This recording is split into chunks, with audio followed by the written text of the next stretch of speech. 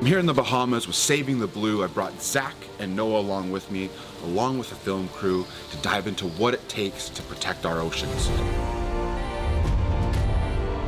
Specifically, the great hammerhead, the small-tooth sawfish, and the silky shark. 2 of which are critically endangered and 1 listed as vulnerable. Can't wait to dive in. It's a great organization and we're going to learn a lot.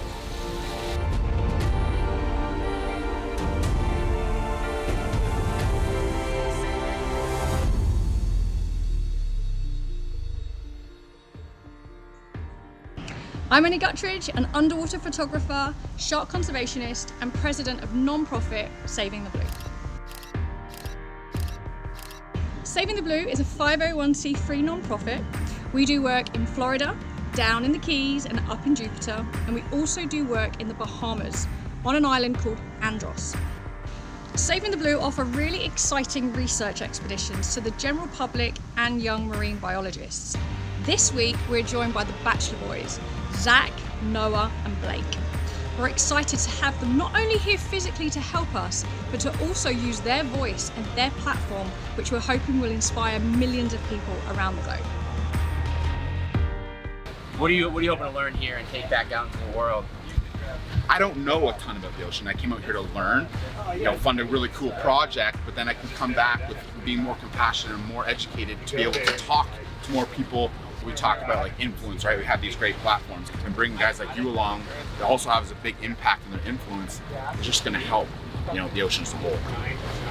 That's one of the reasons I wanted to be here, because I know you're passionate about this work, and I knew nothing coming in, which is why I'm trying to soak up as much as I can, and I think that's one of your goals, right? To like just take the people who know nothing, give them little bits of wisdom here and there. You need to be here to really experience that. That's why these trips and on ecotourism trips and wildlife trips can really change your life, your perspective on wildlife and why conservation is important. So we're deploying BROVs, baited remote underwater videos, and we're surveying this area. We're looking at the abundance and distribution of a lot of different animals, fish, sharks, hopefully a sawfish, you never know. So here we go. We're then going to attach that to a pole that mounts onto those BROV frames. And then we're going to intricately bring those over here to the side of the boat. And then once we do that, we're going to drop the box and the frame completely off the boat and slowly handle and feed it down to the bottom.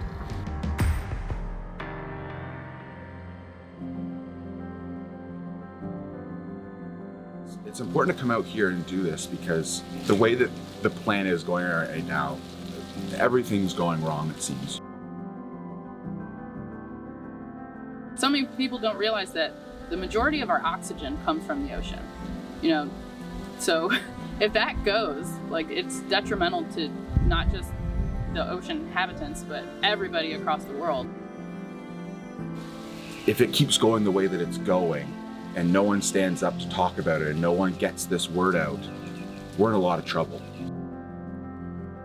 Working on impact, education, and awareness projects like this with an influential few truly has the ability to positively change the minds of a million new.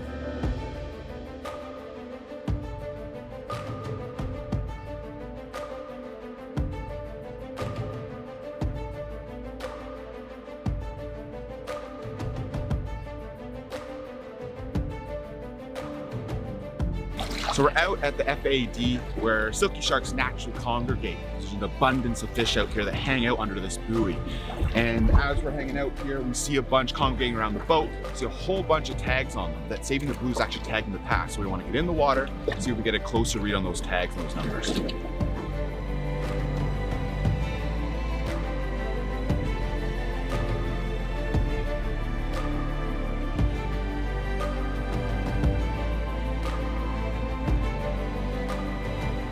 We just pulled up and there's jellyfish everywhere. Sarontaa got stung by a whole bunch yesterday, so some of us are kind of scared to dive in, but we're only doing this once, so we're diving in and just kind of see what happens.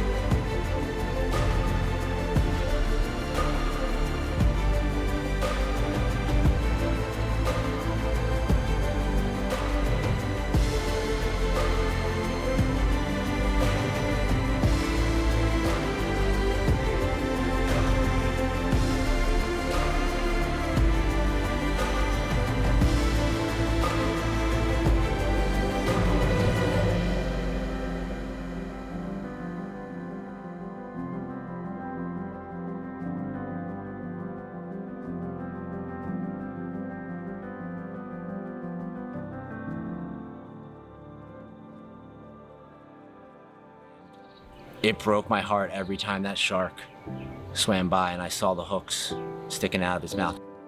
It hadn't been caught just one time. It had been caught 2, 3, 4, 5 times. And how sad is that, right? By fishermen who are out there not even targeting it. She had at least 3 hooks in her, which is just a prime example of the pressures they're under, you know? Like, there's a boat coming right now. This boat is possibly coming over here to target a fish and will probably catch that shark. Right. You know, so that's just, they're constantly living that day to day, you know, wherever. I think that there's lots of things that people can do at home to help. No one has to be perfect, but I think there just needs to be conscious decisions on a regular basis to make more sustainable choices. That happens in food and products that we purchase. Look at the silky shark. They prey on tuna, and as they chase tuna around, commercial tuna fishermen also catch up silky sharks, which is one of the top species of shark that's caught in bycatch each year. So is that can of tuna worth killing all of these other species?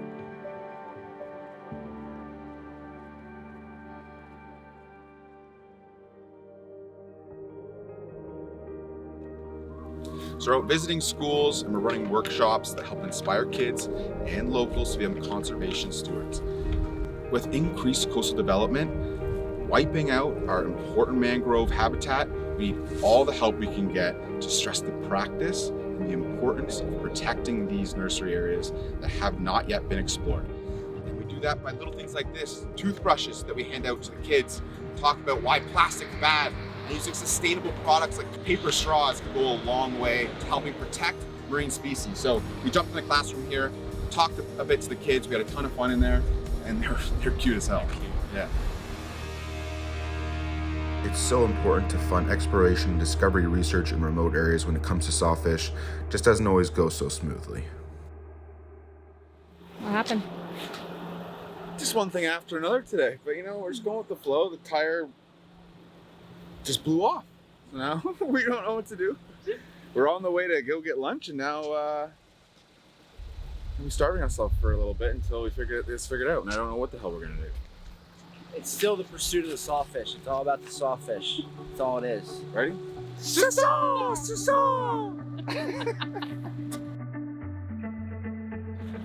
So what we're looking at here, Blake, this is a flat tire. Most tires we see out here in the Bahamas are filled with air. What happened here is there's no longer any air in this tire. So we're gonna have to take this tire off and put a new tire back on so we can keep going.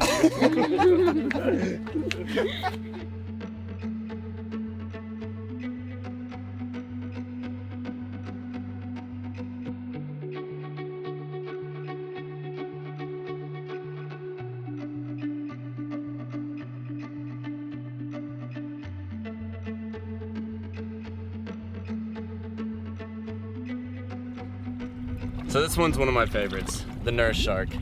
A little different from what most people might think of a typical shark with big scary teeth.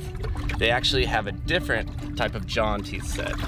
They like to feed on hard-bodied prey like crabs, but will really grab anything they can along the bottom.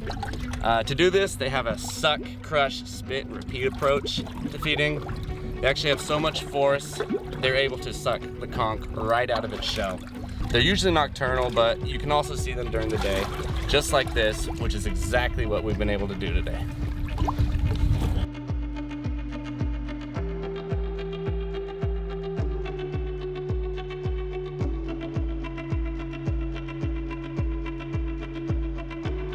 So most people have such a misconception about sharks. All they know is stuff from TV and movies. You know, you see people all the time that have never seen a shark before, and then they come on these trips and their whole perception of them changes.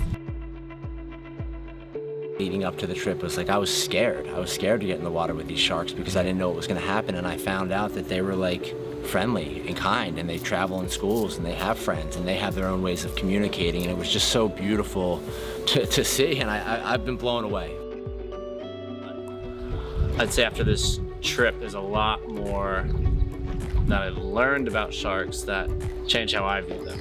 You know, they have different personalities, they have different tendencies. Obviously, they're still dangerous and they need to be respected, but I don't hop in the ocean and instantly think sharks are just beaming out to come eat me.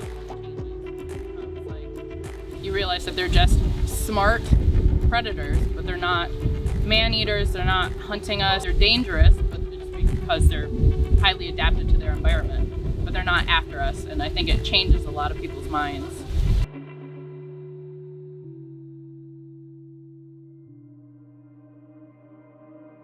We, humanity, have an obligation to take care of our animals. We've taken over the world, and in so doing that, we have a large responsibility then take care of everything with it, and we're doing a terrible job of that so far. So when I'm sitting back and thinking about, what type of vacation do I want to go on?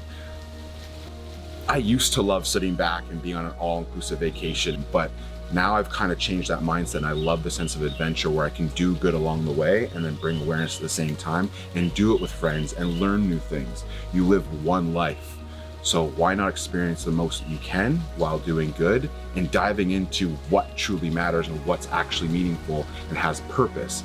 And that's the things, the creatures that have been here and really deserve to be here more than we do. So how can we help them